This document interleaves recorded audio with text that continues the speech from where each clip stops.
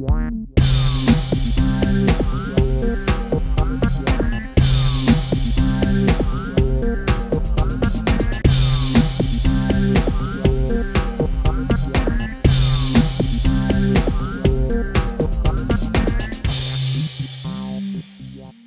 Good to see you. What's up? Who's the fuck is Fred? What's going on, man? You think you're like Fred from YouTube or something? We were told there are only 2 of you, so this is like extra awesome. But no, not really. Not really? All right. Yeah. So luckily we got some vodka for you, so take a break, relax a bit. I'm gonna eat every piece of candy in this dish. That candy might not be good. That's like the candy that like every convention center has. Oh, I finally get to sit down. Nope.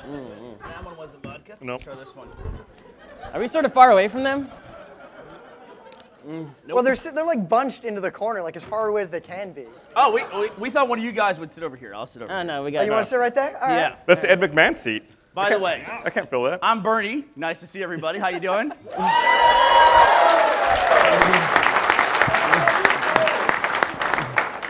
This is Jeff. And that's Fred, apparently. I'm Fred. Also known as Pretty Happy Ribbons Lady Girl 05. Yeah. So, so how's your PAX going, guys? So far, so good. Yeah. How do you think how does it compare to the previous PAXs? Yeah, we actually have been coming to PAX since the very first PAX Wow. at Maidenbauer. Wow. Back when it was, I think, like 3,000 people. Yeah. We did. Don't lie, you weren't there. Yeah, you're not fooling anyone. Were you at that NecroWambaCon? I've heard like mysteries about it. No. No. No. It's that I wanted to go to PAX. Like every year, it would be like, oh, we should go to PAX. We don't have any money. Let's just go next year. And then the internet would be like, PAX was the biggest thing that ever happened ever.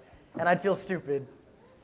And What, here we for are. not going or for believing it? So I wasn't sure. I couldn't believe that it would have been that awesome. But apparently it's that awesome. Yeah. So you guys do Machinima, right? Like that's your thing. Machinima, Christ almighty. I'm trying to like segue into Machinima. This is the research portion of everything. No, it's called Machinima. So And So how did this pronunciation? What's the etymology? The etymology. Well, actually, we didn't make up the word. What we do is we use video games to make movies, and we thought.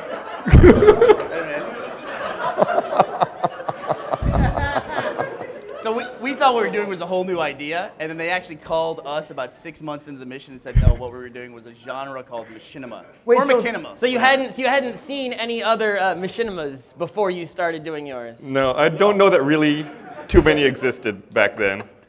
So you say they, was it like the dictionary they called? They're like, listen, No, you the guys are Academy of making the this. Academy of Machinima Arts and Sciences. He really ate all the candy. Not yet. Progress. It's a work in progress. Really ate all. No, hey, you want some more? It's all free. Just store it in your pockets.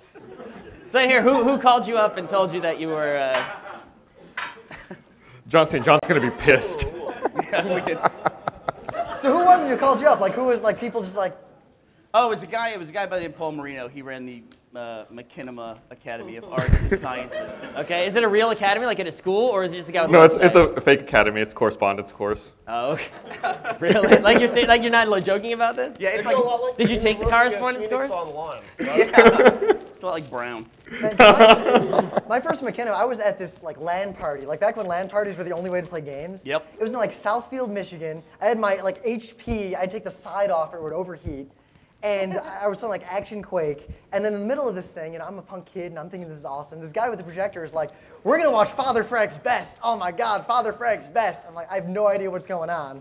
And then I see this Quake 1 like thing, which was, as far as I can tell, a sitcom about Father Fragg's Best, and like he merged his whole family in the end. It was like a half-hour long, and Yep. it was amazing. Actually, it was terrible, but.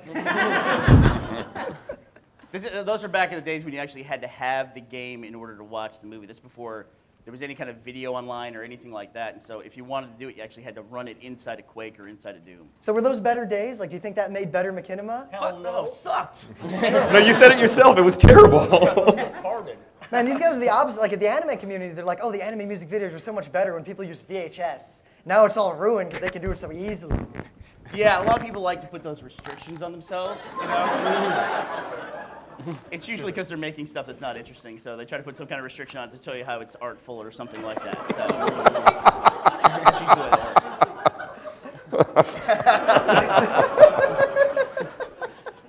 So you're pretty much like the most popular machinima guys out there, right? I mean, I've never like even.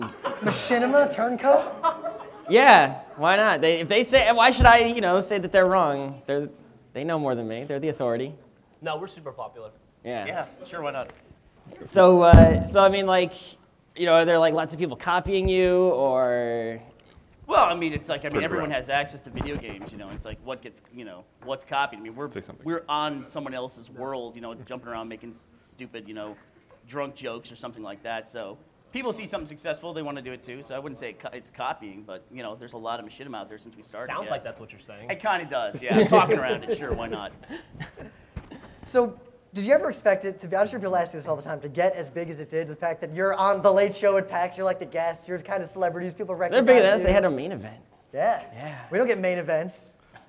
We wrote. Here, is this on? No? Am I talking? When we started 7.5 years ago, You don't actually we have to wrote hold the down. mic like this. Ah, guys can't hear me. It's we wrote candy. a wish board, which is where you want all the things in life to happen. We Like didn't you do get that. a unicorn, a Ferrari, and the top of I our want wish a board Ferrari. was to be on the show. And tonight we've fulfilled all of our life's accomplishments. So what are you working on now? Like you have some big I'm projects? gonna write that. What are we working on now? Yeah. That's a really good question. What are we working on now? Nothing. Nothing. End of the segment, probably. We're working on a show called Immersion right now that we showed at PAX East, which is where we take stuff from video games and we test them out in real life. Like we took a car and made a Grand Theft Auto car from it, where we mounted a camera behind it, blacked out all the windows so you can only drive the car from behind, from a third-person point of view. Did that work? No, they wrecked my truck. So All right, so let me get, are you sitting in the car with a projector instead of the windshield, or are you like have a remote control from somewhere a else? projector sounds really expensive. We used a shitty 13-inch monitor taped to a steering wheel. So That may have been the problem more so than the third person. yeah, probably so. Because when you turn the wheel, the monitor rotates with you, so it causes an issue. So was this fully on? Like, did you have them driving around the streets, like running people over? The police probably would have stopped that pretty quickly if we had done that. Yeah, we shoot in Texas, so you don't need For some permits. reason, the law is big on being able to see out your windshield. Also, it's driving sober. Put a bunch of That's just a man and restricting rules on you. Fuck that. they're a bunch of wet blankets. So I'm sure everyone always asks you about, like, machinima. Yeah. You're gonna keep going on with that, aren't you? I can make a joke like Meshuggah, but. So, what games are you playing right now? Like, when you're at home and you're not at PAX, like, what game do you just like sit down, like, this is what I do, this is what I'm playing? Or are you those people that come to PAX but don't actually play games? No. We play lots of games. We play them badly, but Jeff plays the most. He does a thing called Achievement Hunter, where he makes a living just playing every video game that ever comes out and getting all the achievements in them. So Even like the really like weird games that are.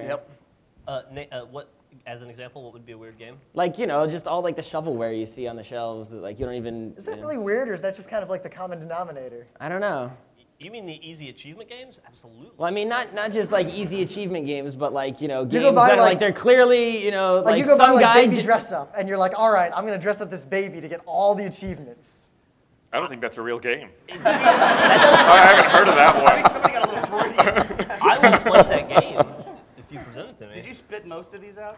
All of them. So what is it? Wait, no, I want to talk about this now. So what is it like about the achievement points like you have to get them? Like, do you salivate? Well, he gets a paycheck for it. So Oh, really? That's a big motivator for What, him. like yeah. $5 per achievement? Well, no, that's what his job How is can for I us. get that? It's like an addiction thing. They just give you little bite-sized ones, and before you know it, you're up all night, and you're shaking, and you can't stop. But like game theory says achievements are bad because they give alternate utility, like the scary game theory. Like utility is what you get out of a game. No one Game understands theory, what it's not like you're nerd talking talk So to instead of me. playing like Monopoly, Game theory you doesn't sound researched fun. that, but you called him Fred? Where did that come from? that's called Well, professionalism. Fred is a machinima expert. I don't know if you know that. Mike check. Is the big hook gonna come and get me now? Like drag me up the stage? Like, could it possibly, like, say I'm playing Counter-Strike, and, like, I want to win. Like, I want to beat the other team. And some guy on my team is like, I'm going to get the knife everybody in the back achievement, and I start losing because this guy's running around with a knife instead of using the gun. Well, yeah, no, that's one thing. We have philosophy about that is that achievements are what make the single player part of the game competitive.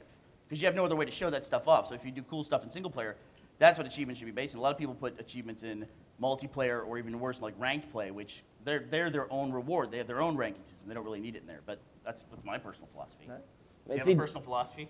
I'll go with you. Okay, good. That's good. Do you seriously get paid real money to get achievements, or is that just a joke? No, that's what he does at our company. Yeah, he has a show called Achievement Hunter. Oh, I gotcha. All the kids love it. He's taking a shot at your show, dude. No, I thought that there was like some Shit, magical just throw it company. down. I thought that there was like some website I could sign up that would pay me every time I got an achievement or something like that. No. Yeah. Oh, so the show is just you basically show people like here is how to get all the achievement points, so that if you want to learn, where the best points are, that's all it's about. Why not?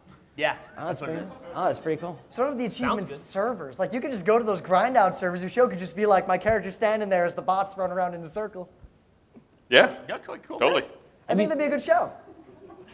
Yeah. Just play Benny Hill and just like have this thing going. What's like the most like ludicrous achievement you've seen? Can you even come up with them? The most ludicrous achievement I've seen, that I have or that I've seen. It doesn't matter. Just The most ludicrous achievement in the world is to be the #1 ranked player in Ghost Recon. Ghost Recon Raw. specifically. Do you have that one? No. Okay. So it's like Ghost Recon's like like what do you have to, how good do you have to be like the #1? Well, you have to be #1. Why? Obviously. Yes. But like You how would like have to be better than everybody Considerably else. better than #2. #3's got no chance. Yeah. It's fucked up. how many points is that worth? Like 30. Really? It's like 10,000 hours of your life for Yeah. 30 points. 30 imaginary points. So obviously video games are really important to you guys. Making this machinima, doing all this stuff. You ever play like D&D? Yeah, these guys play D&D once a week. Every Monday night at 7 Really? p.m. D&D, ever play My like house. other games like GURPS or Burning Wheel or anything? You're just like D&D all the way. I don't know what those other games I are. don't Just know. took it to another level on you guys. I just went all the way up. We just Yeah. got out nerded. No, we No. played D&D. I have a wife. Hey, does your wife play D&D? She did for a while. Then she decided it was too nerdy for her, and she quit playing. Yeah. Really? Yeah. Was that a hard moment? She went back to in your collecting miniatures. Yeah. That was cooler. See, now the important thing is, what did you do with her character? Did someone like take over this character? No. No. No? No, that wouldn't be true to the game. That's a question that someone who doesn't play D&D would ask. I played D&D 2nd Ed, and then I played D&D 4th edition Once.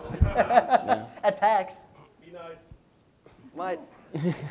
So when you play D&D, do you play like the rules heavy? I'm just curious, like what people do in D&D, because some people play like the beer and pretzels, like rules heavy, like let's go into the dungeon and see if we come out. And some people don't even roll the dice, and they play like we're the elves in Everesca, and we're gonna talk for like 4 hours about how awesome trees are. We vacationed once in Everesca, and it was nice and all, but Didn't they like blow it up in one of the recent expansions or something? I don't know. They like blew up. This is like my hometown. I don't know what the fuck anybody's talking about.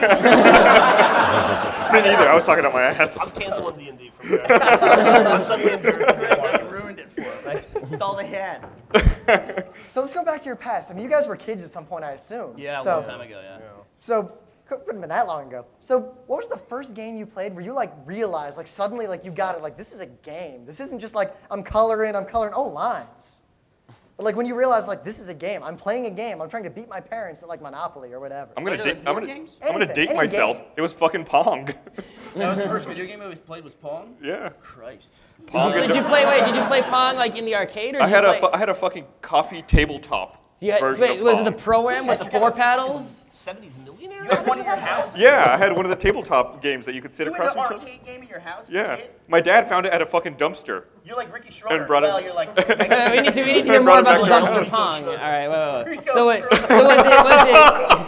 was it 2 paddles or 4 paddles? 2. 2 paddles. So did they have wires when they came out, or were No, they no, it was hardwired like they were into attached the unit. Yeah. to the thing, and you just wired it up to the TV with the. No, it had a TV in it. It's like if this was the Pong game, and someone sat there and someone sat here. Oh, It's a so it was cocktail arcade. it was Yeah. a Oh, the cocktail. cocktail. That's like the best cabinet. Like what's classier? You've got like a fancy apartment like in a city, and instead of the coffee table, you've got like the vintage wood-paneled Pac-Man machine. PAX Late Night next year, a cocktail arcade. Write it down. Put it in, make a quest. I don't even know who you're pointing to. Anybody, Enforcer, somebody. I got it. Someone in the audience is like, all right.